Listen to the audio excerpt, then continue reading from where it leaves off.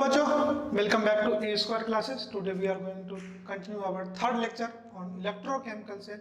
हम लोगों ने लास्ट लेक्चर में इलेक्ट्रोकेमिकल सेल देखा था, फंक्शन ऑफ सॉल्ट ब्रिज देखा था और इलेक्ट्रोड पोटेंशियल देखा था कि क्यों जिंक ऑक्सीडाइज हो रहा है उस केस में उसके इलेक्ट्रोड पोटेंशियल को ऑक्सीडेशन पोटेंशियल बोलते हैं, और क्यों कॉपर रिड्यूज हो रहा है उसके केस में उसके इलेक्ट्रोड पोटेंशियल को रिडक्शन पोटेंशियल बोलते हैं। अगर ट्रांसफर ऑफ इलेक्ट्रोड होगा तो उसको इलेक्ट्रोड, ट्रांसफर ऑफ इलेक्ट्रॉन होगा तो उसको इलेक्ट्रोड पोटेंशियल बोलेंगे। Transfer of electron due to oxidation तो उसको बोलेंगे ऑक्सीडेशन पोटेंशियल, और रिडक्शन के थ्रू होगा तो उसको बोलेंगे रिडक्शन पोटेंशियल। फिर हम लोगों ने देखा था galvanic complete full cell. Left hand side जो सेल के था उसको कैथोड हाफ सेल बोलते हैं, जो लेफ्ट हैंड साइड होता है सॉरी उसको एनोड हाफ सेल बोलते हैं, जो राइट हैंड साइड होता है उसको कैथोड हाफ सेल बोलते हैं। जो एनोड हाफ सेल में जिंक इलेक्ट्रोड थे वो नेगेटिवली चार्ज थे, एंड कैथोड हाफ सेल में जो कॉपर इलेक्ट्रोड थे वो क्या थे, पॉजिटिवली चार्ज थे। आज बेसिकली हम लोगों को सारा लेक्चर इलेक्ट्रोड पोटेंशियल पे ही पढ़ना है। हम लोग देख रहे थे किस किस फैक्टर पे इलेक्ट्रोड पोटेंशियल डिपेंड करता है, फैक्टर अफेक्टिंग इलेक्ट्रोड पोटेंशियल। उसी का एक मैं ले रहा हूं कि इलेक्ट्रोड पोटेंशियल पे कॉन्सेंट्रेशन एंड टेम्परेचर का क्या इफेक्ट है। आज के लेक्चर में हम लोग वही देखने जाएंगे, variation of electrode potential with concentration and temperature. इसी डिपेंडेंसी को नर्स्ट ने डिफाइन किया था और उसको हम लोग उसको नर्स्ट इक्वेशन के नाम से जानते हैं। इसके लिए मुझे दो, जो 11th में हम लोगों ने चैप्टर पढ़े थे थर्मोडायनेमिक्स, उसके दो फॉर्मूला का यूज आएगा। हम लोग थर्मोडायनेमिक्स से दो फॉर्मूला लेते हैं, वन बाय वन मैं आपको डिस्कस करता हूँ, वन बाय वन में लिखता हूँ और आपको समझाता हूँ, आप समझते रहिएगा। अगर मैं थर्मोडायनेमिक्स से इक्वेशन उठाऊं from delta G is equal to delta G not plus R T N Q, इसको इक्वेशन 1 ले लेते हैं। अब समझते हैं यहाँ पे डेल्टा जी क्या है, डेल्टा जी नॉट क्या है और क्यू किसको बोलते हैं। हम लोगों ने इक्विलिब्रियम में देखा था, एट इक्विलिब्रियम जो ratio of concentration of product upon reactant था उसको बोलते थे K equilibrium, equilibrium constant of reaction. लेकिन इक्विलिब्रियम के अलावा किसी पॉइंट पे जो प्रोडक्ट एंड रिएक्टेंट का कंसंट्रेशन का रेशियो होगा उसी को बोलते हैं reaction quotient, where Q is reaction quotient. अगर ये रिएक्शन इक्विलिब्रियम पे हो, आप समझना एट इक्विलिब्रियम, इक्विलिब्रियम पे डेल्टा जी की वैल्यू क्या हो जाती है, जीरो। अगर कोई प्रोसेस स्पॉन्टेनियस है तो डेल्टा जी निगेटिव, अगर कोई प्रोसेस नॉन स्पॉन्टेनियस है तो डेल्टा जी पॉजिटिव, और डेल्टा जी अगर जीरो है मतलब रिएक्शन क्या है इक्विलिब्रियम पे। तो इक्विलिब्रियम पे ये टर्म्स जो होगा ध्यान से देखना, delta G is equal to zero, delta G zero के बराबर हो जाएगा, और क्यू जो रिएक्शन क्यूसेंट है क्यू के इक्विलिब्रियम के बराबर होगा। समझो कल के हम लोग जिस गैल्वेनिक सेल की बात करें उसमें प्रोसेस यही हो रहा था, +2 N2 इलेक्ट्रॉन में जा रहा था, एंड कॉपर Cu+2 2 इलेक्ट्रॉन लेकर के कॉपर में आ रहा था। ये इक्वेशन हम लोग देख रहे हैं। जिस कंडीशन पे पोटेंशियल बैरियर डेवलप हो जा रहा था उस कंडीशन पे इसका फर्दर ऑक्सीडेशन रुक रहा था और उस टाइम पे इसका फर्दर रिडक्शन रुक रहा था। तो इक्विलिब्रियम पे जो concentration of product upon reactant होगा उसी को बोलते हैं के इक्विलिब्रियम।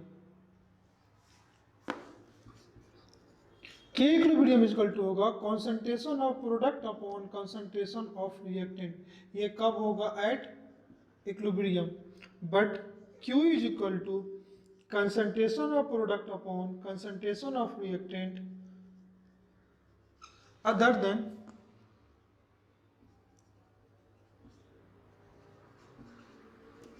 इक्विलिब्रियम को छोड़ करके कोई भी टर्म जिसको क्या बोलते हैं कि इक्विलिब्रियम। तो इस इक्वेशन पे अगर इक्विलिब्रियम एग्जिस्ट करे तो डेल्टा जी क्या हो जाएगा, जीरो, और क्यू किसके बराबर हो जाएगा, क्यू नॉट के बराबर हो जाएगा। ये आपको समझ में आया। तो ये इक्वेशन को आप लिखोगे तो ये इक्वेशन आ जाएगा delta G not is equal to minus R T L N K equilibrium.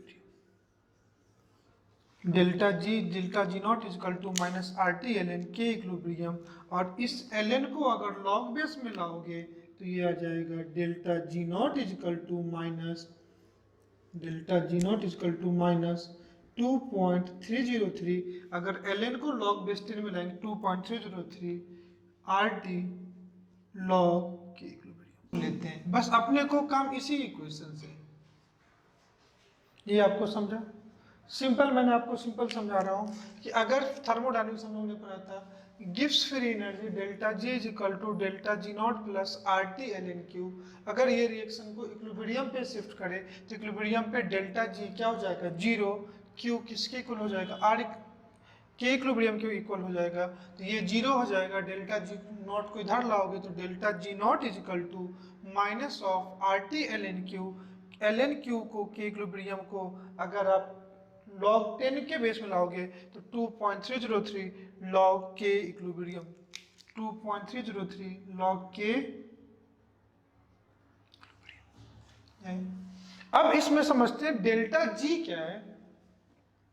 Free energy change at any condition, जो डेल्टा जी नॉट होगा वो होगा Gibbs free energy change at standard condition. तो डेल्टा जी क्या है, गिव्स energy change at any condition, delta G not क्या है, गिव्स energy change at standard condition. R की वैल्यू क्या है, तो ये है यूनिवर्सल गैस कांस्टेंट, जिसकी वैल्यू अगर लोगे तो 8.314 ये जूल पर मोल केल्विन आएगा। टी क्या है, टेम्परेचर इन केल्विन, और क्यू क्यू मैंने बता ही दिया, यह है क्यू रिएक्शन क्यूसेंट को बताते हैं। क्यू जो है नहीं लिखा एट एनी कंडीशन, इसको बोलते हैं reaction quotient. It is the ratio of product upon reactant eight any condition, ये रेशियो है प्रोडक्ट अपॉन रिएक्टेंट का अदर देन इक्विलिब्रियम, किसी भी टाइम पे अगर आप रेशियो लोगे प्रोडक्ट एंड रिएक्टेंट का तो उसी को क्या बोलेंगे, रिएक्शन क्यूसेंट। तो नेक्स्ट इक्वेशन को समझने के लिए मैंने क्या आपको यहाँ हम लोग थर्मोडायनामिक्स से एक इक्वेशन यूज कर रहे हैं, delta G is equal to delta G not plus R T L N Q. अब इस रिएक्शन को चेंज करके देख लिए कि इक्विलिब्रियम पे क्या फर्क पड़ेगा, तो क्यू के इक्विलिब्रियम के बराबर हो जाएगा और डेल्टा जी जीरो होगा। दूसरा गिब्स फ्री एनर्जी हम लोग थर्मोडायनामिक्स में पढ़ा था, तो हम लोगों ने पढ़ा था कि अगर कोई प्रोसेस स्पॉन्टेनियस है तो डेल्टा जी निगेटिव होगा, और डेल्टा जी निगेटिव होगा इट मींस क्या हुआ कि change in Gibbs free energy negative हो रहा है, मतलब कुछ ना कुछ वर्क लॉस हो रहा है ना, कुछ ना कुछ वर्क वो कर रहा है ना। तो हम लोग पढ़ते थे change in Gibbs free energy is equal to useful work done, हम लोगों ने पढ़ा था। तो दूसरा पॉइंट अगर मैं थर्मोडायनामिक्स से उठाऊं तो यहाँ पे लिख सकता हूं Gibbs free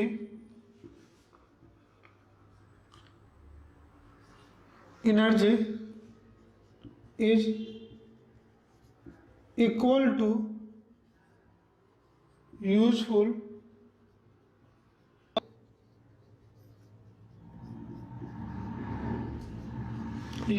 work done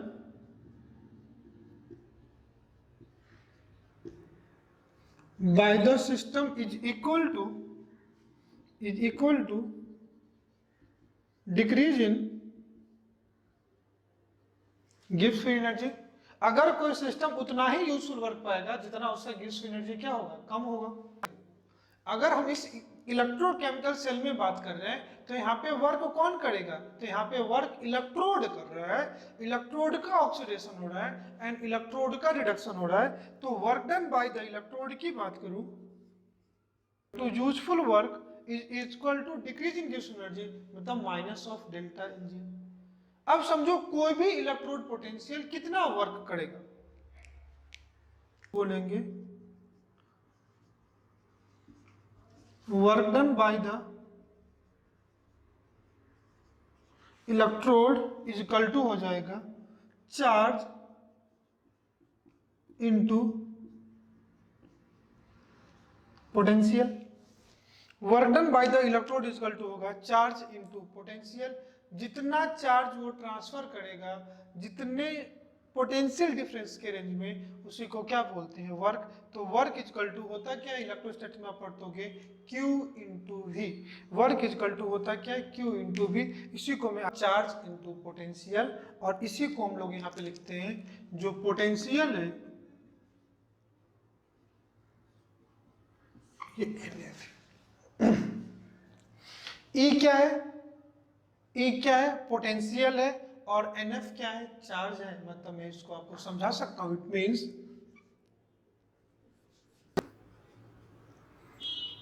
NF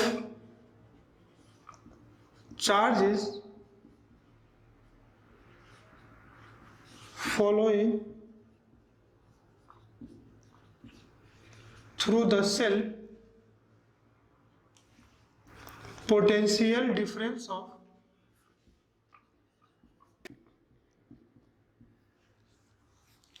इसका मतलब होगा कि ये जो NF चार्ज है ये पास कर रहा है E इलेक्ट्रॉन वोल्ट से।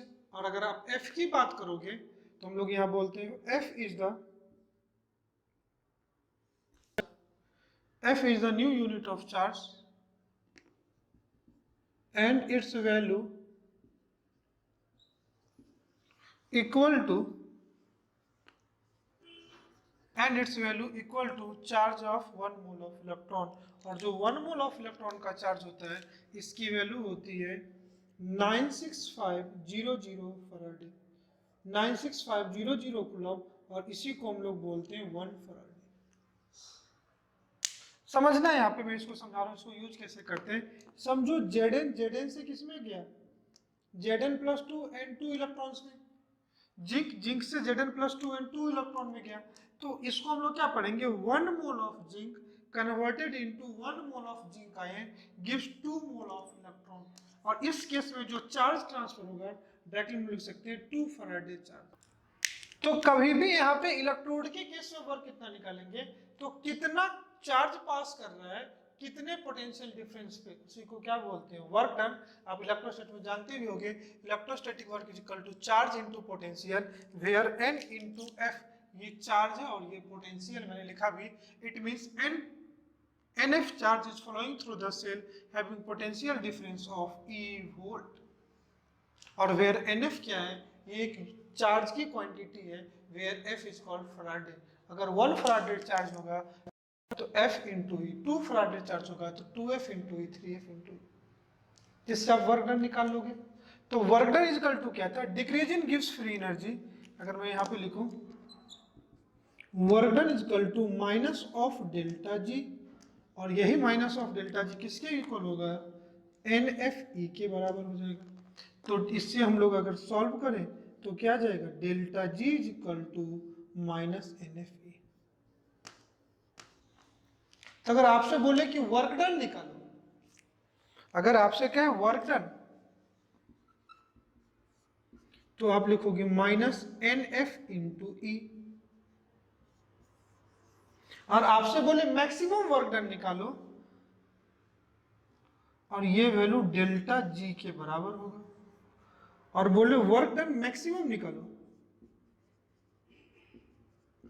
मतलब ये डेल्टा जी नॉट की बात कर रहा है, तो minus of NF into E naught होगा। Minus NF into E naught होगा। डेल्टा जी क्या था? चेंज इन गिव्स एनर्जी एट एनी कंडीशन। और डेल्टा जी नॉट क्या था?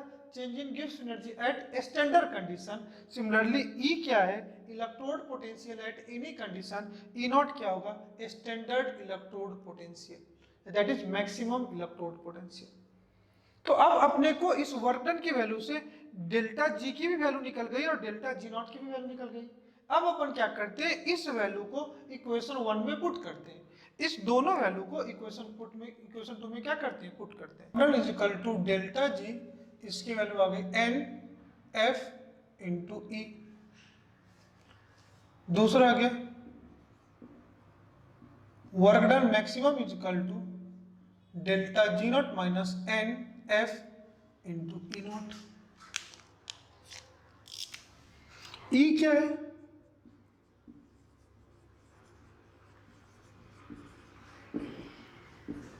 Electrode potential. और ई नॉट क्या है? Maximum electrode. क्लियर? और इक्वेशन 1 क्या था अपना? जब आप इक्वेशन 1 देखोगे तो इक्वेशन 1 यही था, delta G is equal to delta G not plus R T L N Q. Delta G is equal to delta G not plus R T L N Q. This is your equation 1। अब इस equation 1 में इन दोनों value को क्या कर दें, put कर दें। मैं लिख देता हूं, putting this value in equation 1,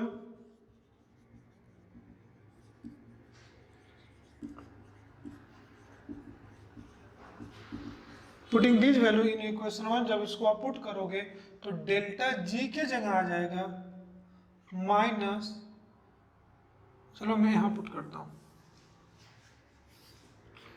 minus N F into E is equal to minus N F into E naught plus R T L N Q. अब मैं क्या करूं, माइनस एन एफ से बोथ साइड क्या कर दूं, डिवाइड कर दूं, तो ये आ जाएगा E is equal to E naught, minus से करोगे minus R T N F l N Q आएगा। अब अपन क्या करते हैं, एल एन को लॉग में ले आए तो ये आ जाएगा E is equal to E naught minus 2.303 R T upon N F into log Q को लिखोगे तो concentration of product upon concentration of reactant, and this equation is called as Nernst equation. This equation is called as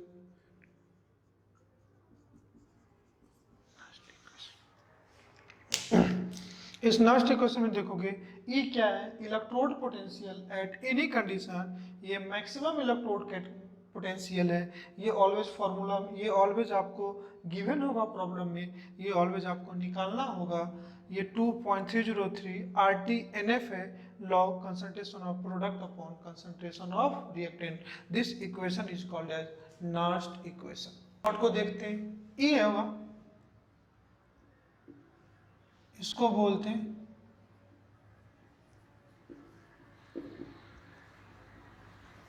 electrode potential any condition. इसकी जो value होगी variable with time and calculated in the E की जो value होगी, E electrode potential any condition है, इसकी value time के साथ चेंज करेगी। जैसे जैसे आप बैटरी खरीद के लाते हो मार्केट से तो सबसे ज्यादा उसकी पोटेंशियल होगी, टाइम टू टाइम बैटरी आपका डिस्चार्ज होता जाएगा, और ये ऑलवेज आपको कैलकुलेट करना पड़ेगा। पूछेगा इलेक्ट्रोड पोटेंशियल निकालो, मतलब ई निकालने की बात कह रहा है, और इलेक्ट्रोड पोटेंशियल जो गिवन होगा that means E not given होगा। और अगर ई नॉट की बात करोगे तो इसको बोलते हैं स्टैंडर्ड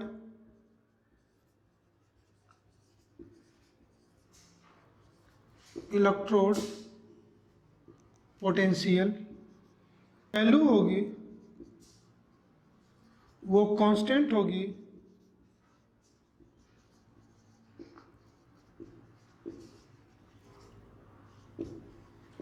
एंड ऑलवेज प्रॉब्लम में क्या होगा, गिवन होगा। हमने सिंपल दो काम किया, थर्मोडायनेमिक्स से दो इक्वेशन उठा करके लाए, दोनों गिव्स एनर्जी का। एक इक्वेशन था delta G is equal to delta G not plus R T L N Q, ये हम लोग थर्मोडायनेमिक्स में पढ़े थे। और दूसरा इक्वेशन लाया डिक्रीज इन गिव्स free energy is equal to useful work. आपको मैंने वहां भी पढ़ाया था कि समझो आपके पास 100 रुपए हैं, आप रास्ते से जा रहे थे, रास्ते में कोई टेम्पल दिखा, कोई जरूरतमंद आदमी दिखा, कोई भिखारी दिखा, और आपने उसको 10 रुपए दिए। जब आप 10 रुपए उसके दिए तो आपके पास पैसा कितना बचा, 90 रुपीज। मतलब आपने यूजफुल काम, जो नेक काम किया, वो कितने का किया, 10 रुपए किया। तो जितना ज्यादा नेक काम करते रहोगे तुम्हारे पास पैसा कम होता रहेगा। यही हम लोग पढ़ते हैं। डिक्रीज इन गिव्स free energy, decrease in your pocket money is equal to your good work. यही तो है, डिक्रीज इन गिव्स free energy is equal to useful work. तो वर्क डन है वो decrease in delta G minus of delta G के equal होगा, और जो वर्क डन है वो चार्ज इनटू पोटेंशियल के इक्वल होता है। और यहाँ पे जो चार्ज का न्यू यूनिट हम लोग लेते हैं फराडे, तो work is equal to NF into E, where E is called electrode potential. तो दो डेल्टा जी था, एक स्टैंडर्ड कंडीशन और एक एनी कंडीशन, तो इलेक्ट्रोड पोटेंशियल भी दो होगा, एक स्टैंडर्ड कंडीशन और दूसरा एनी कंडीशन। तो हमने दो इक्वेशन निकाले, एक work done is equal to delta G minus of NF E and maximum work done delta G naught minus NF E naught. N आपको पता है नंबर ऑफ फराडे, एफ क्या है फराडे 96500 इसकी वैल्यू होती है, ई और ई नॉट क्या electrode potential at any condition, electrode potential standard electrode potential, that is the maximum electrode potential of the cell. और दोनों को हमने इस इक्वेशन में पुट किया, you will get the equation E is equal to E naught minus 2.303 RT by NF log concentration of product upon concentration of reactant। फिर ई और E not की बात करूं तो ये ई जो है ये ऑलवेज गिवन इन द, इसको कैलकुलेट करना पड़ेगा, और E naught always given in the problem. कोई दिक्कत? आइए इस इक्वेशन को हम लोग पढ़ते हैं और इस इक्वेशन को हम लोग आगे देखते हैं क्या होता है। मैंने कहा standard condition of electrochemistry, electrochemistry मतलब इस नस्ट इक्वेशन लगाने के लिए स्टैंडर्ड कंडीशन क्या होना चाहिए। तो समझो ये इक्वेशन पहले लिखते हैं, E is equal to E naught minus 2.303 product upon reactant, ये आपका नस्ट इक्वेशन है। इस नस्ट इक्वेशन के लिए हम बात करें तो समझो if concentration of ion 1 molar हो जाए, जो भी प्रोडक्ट एंड रिएक्टेंट में आयन का कॉन्सेंट्रेशन आ जाए वो 1 मोलर आ जाए, और अगर कोई गैस है तो उसका जो पार्शियल प्रेशर ऑफ गैस होगा ये 1 एटमॉस्फेयर के बराबर। और इक्विलिब्रियम हम लोग पढ़ चुके हैं, for pure solid and for solid and pure solvent उसका एक्टिव मास कितना होता है 1, and for solid and pure solvent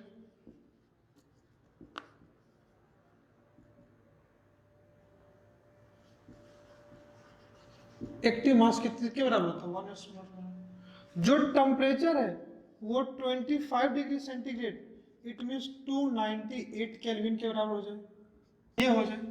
and क्या है number of mole of electron transfer हो या लॉस हो या गेन हो। ट्रांसफर कब होगा, जो हम लोग गैल्वेनिक सेल पढ़े थे, जिंक का इलेक्ट्रॉन कॉपर ले रहा था, तो अगर ट्रांसफर तब होगा जब फुल सेल रिएक्शन होगा, FCR full cell reaction. Loss कब होगा, लॉस कब होगा तो जिंक लॉस कर रहा था, ये AHC एनोड हाफ सेल में होगा, और गेन कॉपर कर रहा था, ये CHC के फॉर्म में। P क्या है, concentration of product upon reactant. P क्या है, कॉन्सेंट्रेशन ऑफ प्रोडक्ट, और R क्या है, concentration of reactant। If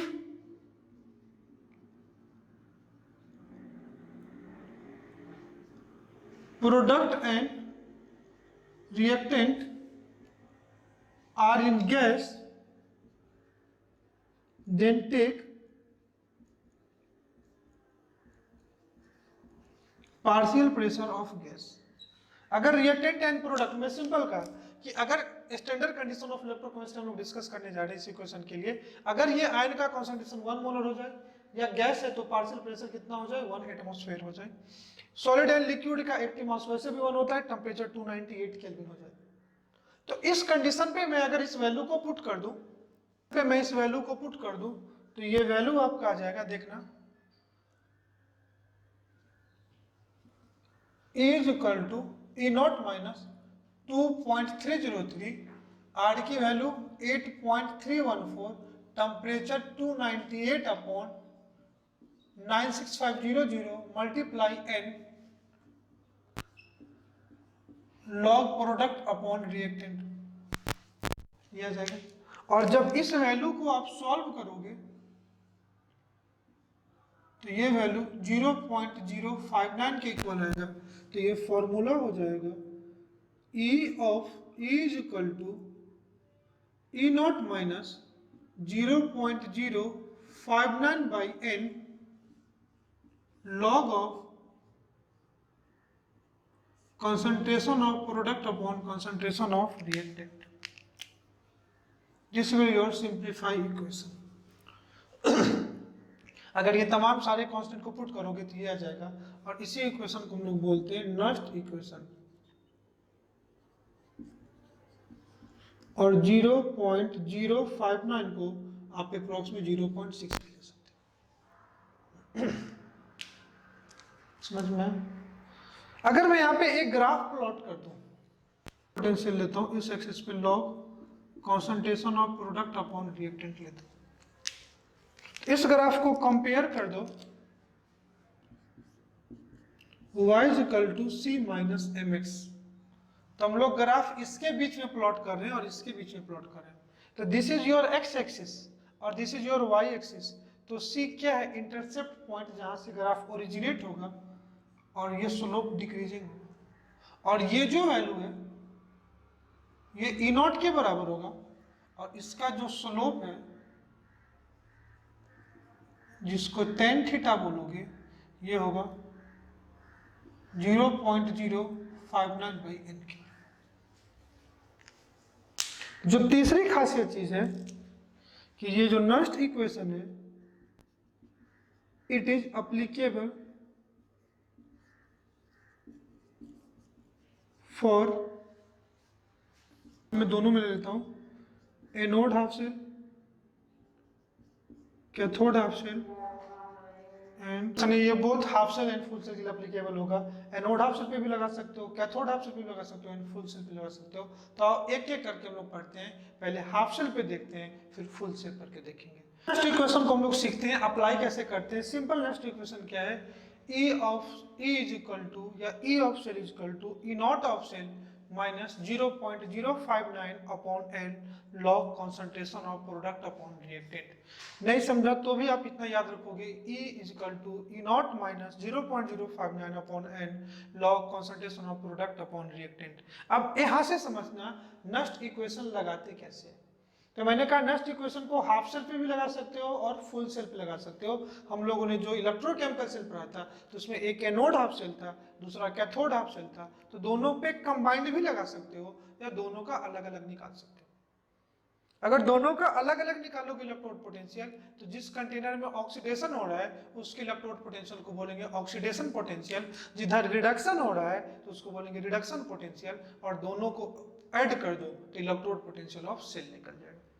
तो पहले हम लोग यूज करना सीखते हैं ताकि न्यूमेरिकल अप्रोचिंग कैपेसिटी अपने को बढ़े। एक एक करके मैं बताता हूं। मैंने यही हेडिंग डाला है, half cell their reaction, half cell their reaction, half cell का रिप्रेजेंटेशन एंड नस्ट इक्वेशन। आज के टॉपिक में हम लोग इसको ध्यान से पढ़ते हैं। तो हाफ सेल की बात करूं तो पहला it is of two types, एक को बोलते हैं AHC, दूसरे को बोलते हैं CHC, anode half cell and cathode half cell. एक एक करके पढ़ना है, हम लोग एक एक करके पढ़ते हैं। फर्स्ट हेडिंग डालिए एनोड हाफ सेल।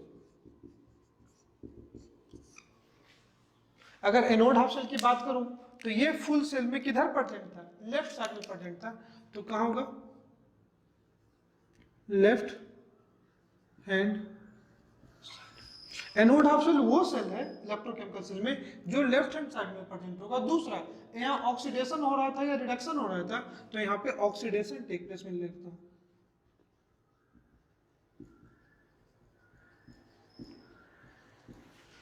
ये इलेक्ट्रोड पॉजिटिवली चार्ज था या नेगेटिवली चार्ज था? तो यहाँ पे जो इलेक्ट्रोड था ये नेगेटिवली चार्ज था, और जो सॉल्यूशन था ये पॉजिटिवली। इक्वेशन क्या यहां पे हो रहा था एनोड हाफ सेल में कि जो जिंक सॉलिड थे ये जा रहे थे Zn+2 and 2 electron, Zn+2 and 2 electrons में। अब इस केस में जिंक का हो क्या रहा है? ऑक्सीडेशन। तो इसके इलेक्ट्रोड पोटेंशियल को आपको बोलोगे ऑक्सीडेशन पोटेंशियल। क्या बोलोगे?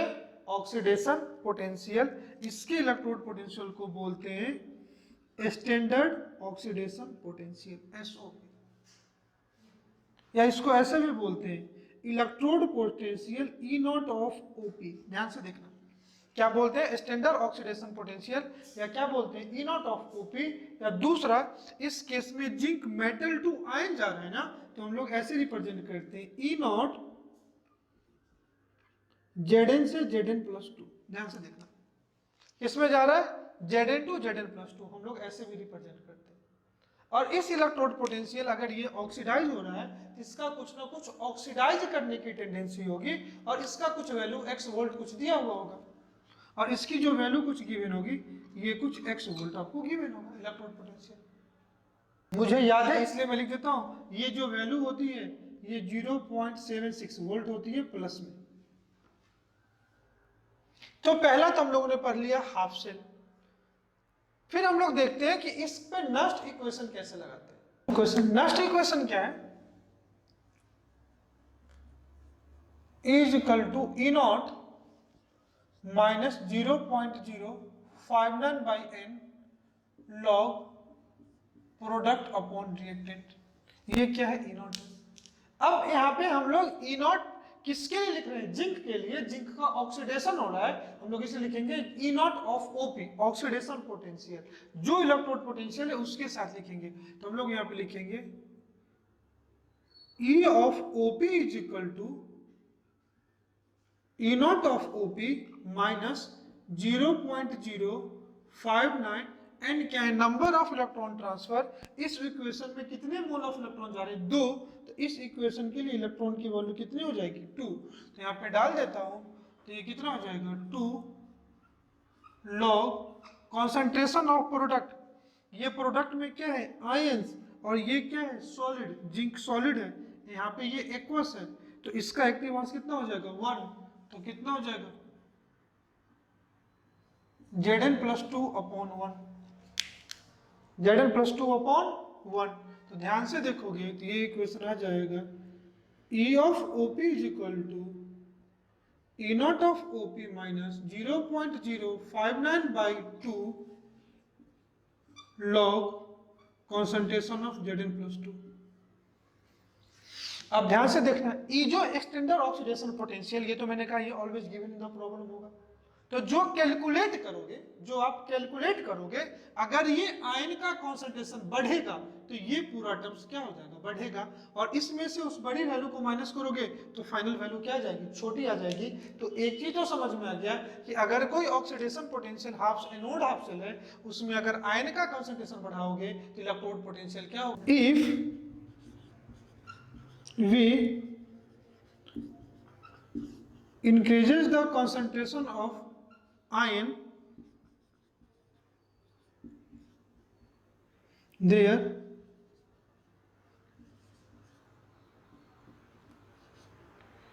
Electrode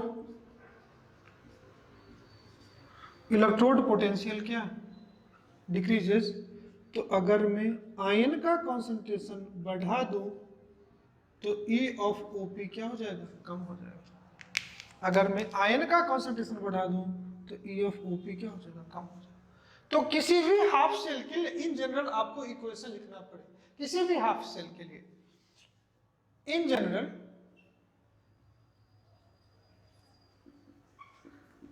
for anode half cell, तो लिखोगे आप E of OP is equal to E naught of OP minus 0.059 by N log concentration of ion.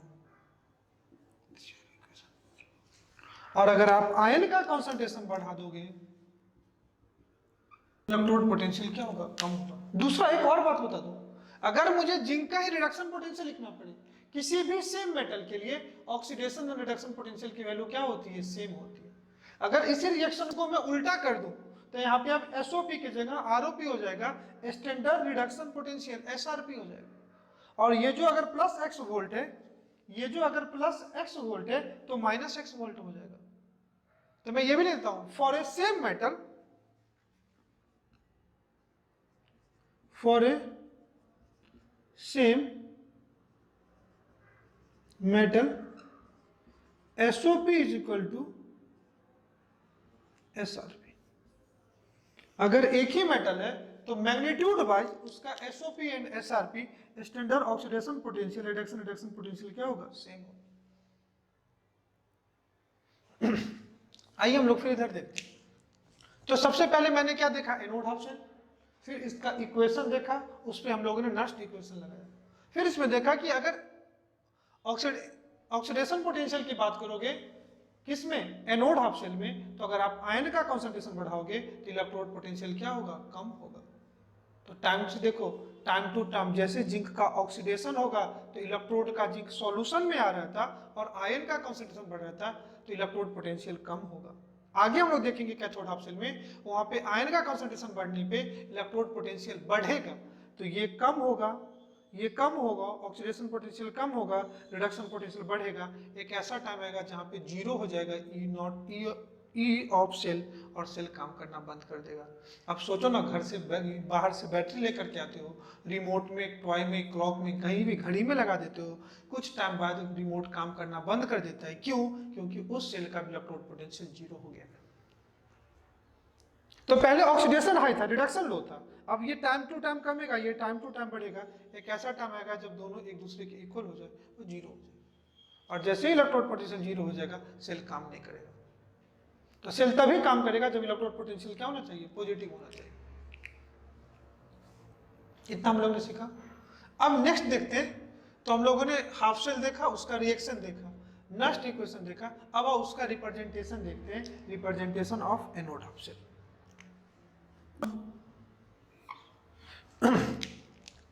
अब जब भी रिप्रेजेंट करते हैं ना, तो अगर कोई एक वर्टिकल लाइन, सिंगल लाइन है, तो वो मीडियम को रिप्रेजेंट करते हैं। तो लिखते हैं एनोड,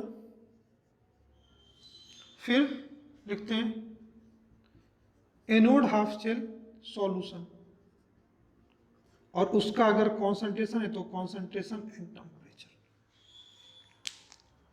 ये जो सिंगल लाइन है, vertical single line, it represent separation of phase.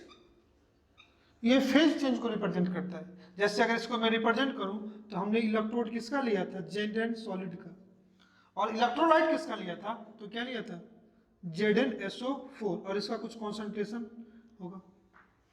या आप इसको ऐसे भी लिख सकते हो, अगर मैं इसको ऐसे लिखूं,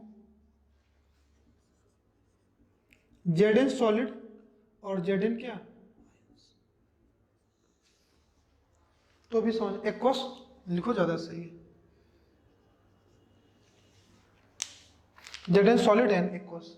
तो ये वर्टिकल लाइन किसको रिप्रेजेंट करता है, फेज को, ये मीडियम को रिप्रेजेंट करता है। ये सॉलिड था, ये लिखे सॉल्यूशन था, तो आप क्या लिखो, Zn लिया और ZnSO4 लिया, ZnSO4 से तो क्या मिलेगा, Zn+2, तो आप Zn या Zn+2 लो, सब एक ही बात है। अब आपको थोड़ा सा खुद में रियलाइजेशन हो रहा है कि नेक्स्ट इक्वेशन को अप्लाई कैसे करते हैं। तो नेक्स्ट इक्वेशन को जब हमने एनोड हाफ शेल में अप्लाई किया तो हमने लगाना सीख लिया। और इन जनरल अगर किसी भी एनोड हाफ शेल या ऑक्सीडेशन हाफ शेल की में अगर मैं नेक्स्ट इक्वेशन लगाऊं तो इक्वेशन आ जाएगा E of OP is equal to E naught of OP minus 0.059 and log of concentration of ion. और अगर आयन का कंसंट्रेशन बढ़ेगा इलेक्ट्रोड पोटेंशियल कम होगा। पूछा हुआ क्वेश्चन ये। अब आइए हम लोग देखते हैं second type of cell, that is cathode half cell. Cathode half cell में क्या होता है हम लोग इसको देखते हैं। क्वेश्चन अप्लाई कैसा करना है, एक लेक्चर और लूंगा, उसके बाद आपसे डायरेक्ट एडवांस की क्वेश्चन कराऊंगा मैं आपसे।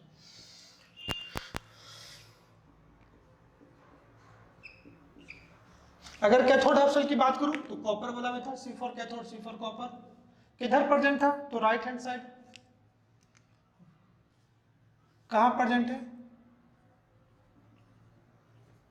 Right side. क्या हो रहा था कैथोड हाफ शेल पे, तो आप कहोगे सर यहाँ पे रिडक्शन हो रहा था,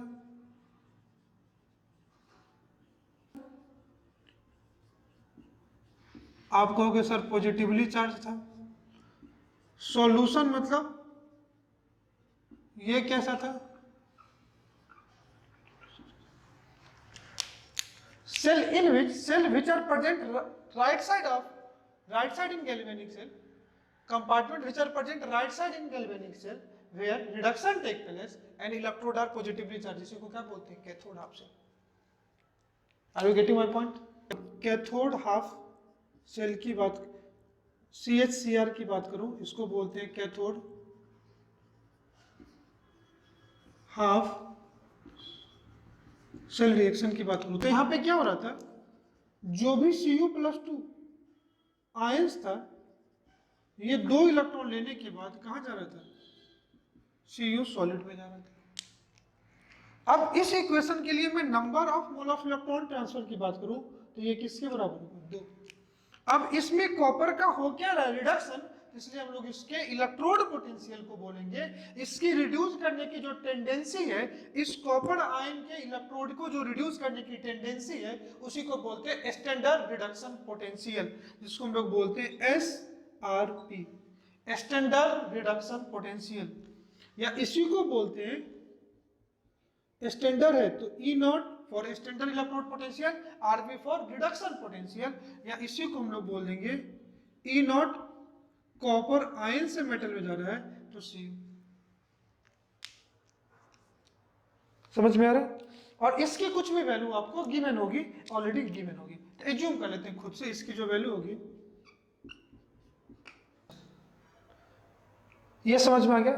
तो अब इस इक्वेशन पे मैं नस्ट इक्वेशन अप्लाई करता हूं, apply Nernst equation.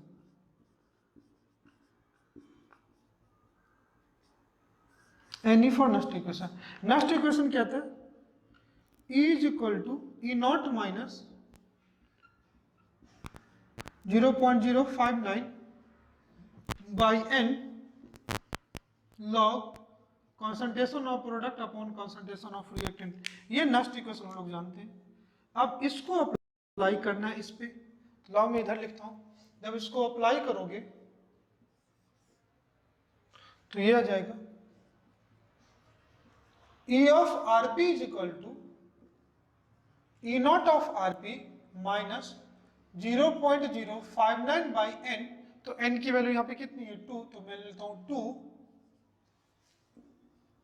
Log concentration of product, product क्या है सॉलिड, तो सॉलिड का एक्टिव मास कितना हो जाएगा 1, तो 1 upon Cu+2 ions.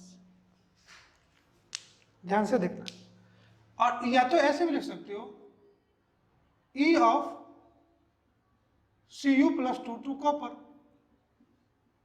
Is equal to Cu+2 copper minus 0.059 by 2 log 1 by Cu+2, 1 by Cu+2। अब देखो लॉग की एक प्रॉपर्टी होती है, मैं लिख देता हूं यहाँ पे, लॉग 1 बाई एक्स को लिखोगे तो ये हो जाएगा माइनस लॉग ऑफ एक्स। अगर इसको इन्वर्स करते हो तो ये साइन क्या हो जाएगा, माइनस हो जाएगा। तो मुझे इसको ऊपर करना है, इसको उल्टा करना है, तो ये माइनस और ये माइनस क्या हो जाएगा प्लस, तो ये आ जाएगा E of Rp is equal to E0 of Rp minus 0.059 by 2 log concentration of copper ion, ये आएगा। अब ध्यान से देख, नहीं ये माइनस और ये माइनस क्या हो जाएगा प्लस, तो ये इक्वेशन बना। तो अगर इन जनरल बात कर लो, इन जनरल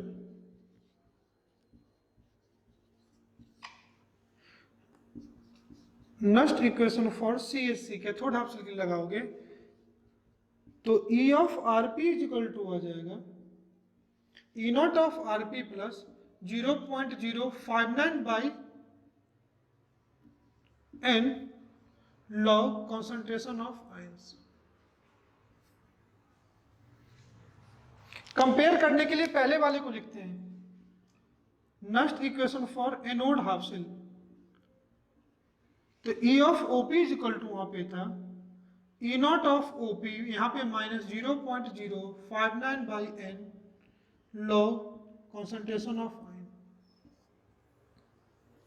ध्यान से देखना, जब AHC के लिए हम लोग बात करते हैं तो यहाँ पे माइनस था और आयन का कंसंट्रेशन बढ़ाने पे ये वैल्यू क्या हो रही थी, कम हो रही थी। लेकिन अगर कंसंट्रेशन ऑफ आयन की वैल्यू बढ़ाओगे, कंसंट्रेशन ऑफ आयन बढ़ाओगे, लॉग पॉजिटिव में वैल्यू बढ़ेगी, पूरा टर्म ऐड होके बढ़ेगा। तो अगर CHC में अगर आप आयन का कंसंट्रेशन बढ़ाओगे तो यहाँ पे क्या होगा, इलेक्ट्रोड पोटेंशियल बढ़ेगा। तो अगर इस केस में अगर मैं बात करूं, इस केस में अगर मैं बात करूं, तो if we increase concentration of ion, electrode E naught of Rp क्या होगा, increases. In cathode half cell electrode potential increases with increase in concentration of ion. In CHC electrode potential increases with increase in concentration of ion. Ion concentration बढ़ने पे क्या होते हैं, बढ़ते हैं। तो समझ में आया कि अगर ऑक्सीडेशन पोटेंशियल की बात करूं तो आयन का कॉन्सेंट्रेशन बढ़ाने पे ऑक्सीडेशन पोटेंशियल क्या होगा, कम होगा, लेकिन रिडक्शन पोटेंशियल क्या होगा, बढ़ेगा। और अगर इसके रिप्रेजेंटेशन की बात करूं,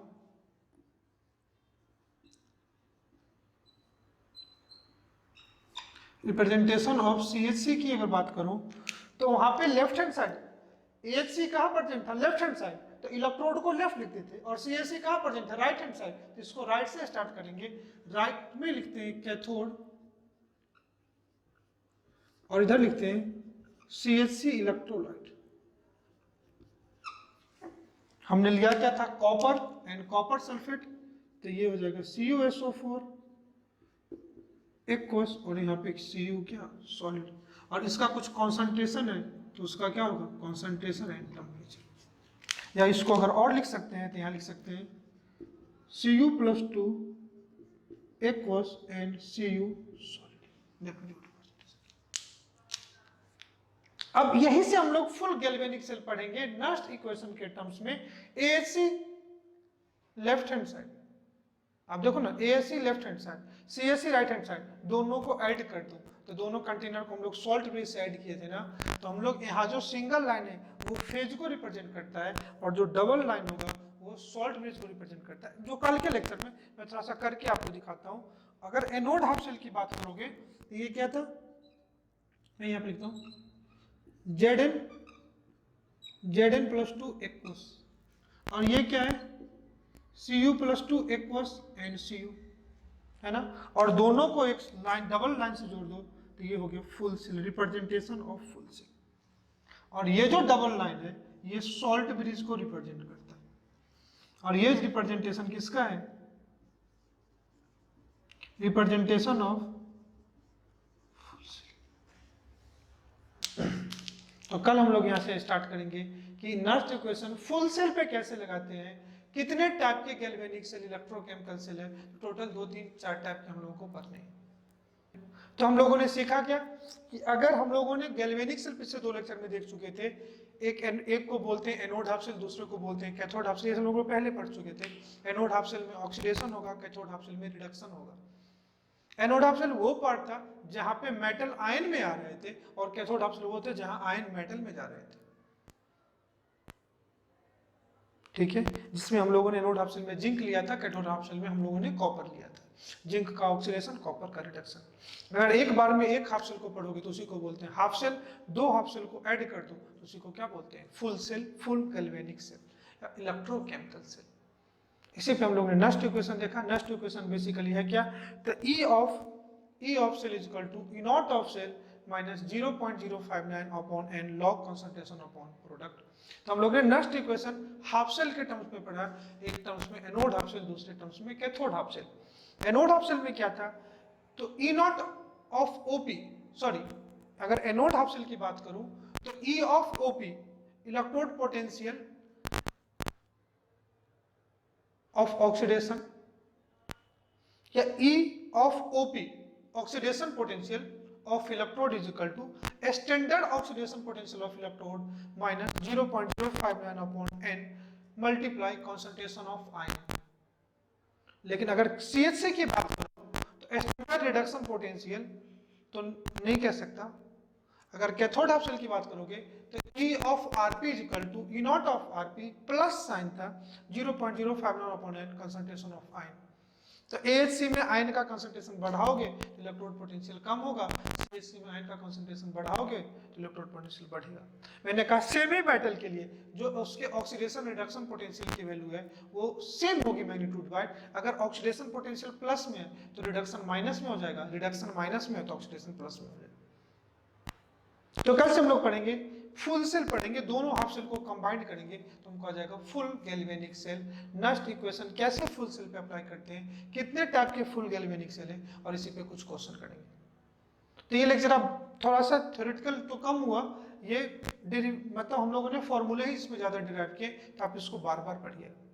इक्वेशन हम लोगों ने स्टार्टिंग से दो ही लेकर के आए थे थर्मोडायनेमिक्स से, कि delta G is equal to delta G not plus RT ln Q, और दूसरा लाया था कि डिक्रीज इन गिव्स free energy is equal to useful work. और यहाँ पे जो इलेक्ट्रोस्टैटिक के केस में आप देखते हो जो वर्क होगा in case of electrode potential वो चार्ज इनटू पोटेंशियल होगा, और वो चार्ज कितना है फराडे के टर्म्स में हम लोग बात करते हैं तो number of Faraday n into F multiply electrode potential, जिसको E से डिनोट करते हैं। तो इन दोनों के वैल्यू से हम लोगों ने वर्क डन की वैल्यू निकाल ली। यहाँ पे डेल्टा जी जो वर्क डन की वैल्यू है वो माइनस ऑफ डेल्टा जी होगा, और जिसकी वैल्यू NFE था। और मैक्सिमम वर्क डन की बात करूं जिसका minus of delta G naught NFE naught था। तो delta G is equal to NFE, delta G not is equal to minus NFE। फिर दोनों को हमने इक्वेशन 1 में डाल दिया। कौन सा इक्वेशन, तो delta G is equal to delta G not plus RT ln Q, या यही ln Q को हम लोग 2.303 log Q भी बोलते हैं। तो delta G is equal to delta G not plus 2.303 RT ln Q। और सबको जब इस इक्वेशन में डालते हैं डेल्टा जी और डेल्टा जी नॉट की वैल्यू डालोगे तो आपका इक्वेशन आ जाएगा E is equal to E not minus 0.059 upon n log concentration of product upon reactant, या इसी को लॉग Q भी बोल सकते हो। That's all. आज के लेक्चर में हम लोगों ने कंप्लीट किया। बाकी दिन की तरह आज का भी लेक्चर आपको समझ में होगा। प्रीवियस लेक्चर के जैसे आज का भी लेक्चर आपने काफी अच्छे से एंजॉय किया। हम लोगों ने कुछ अच्छे कॉन्सेप्ट सीखे, आप काफी अच्छे से पढ़े, प्रॉब्लम सॉल्व करें एंड सेफ रहे। Thanks for watching me, bye bye and thank you.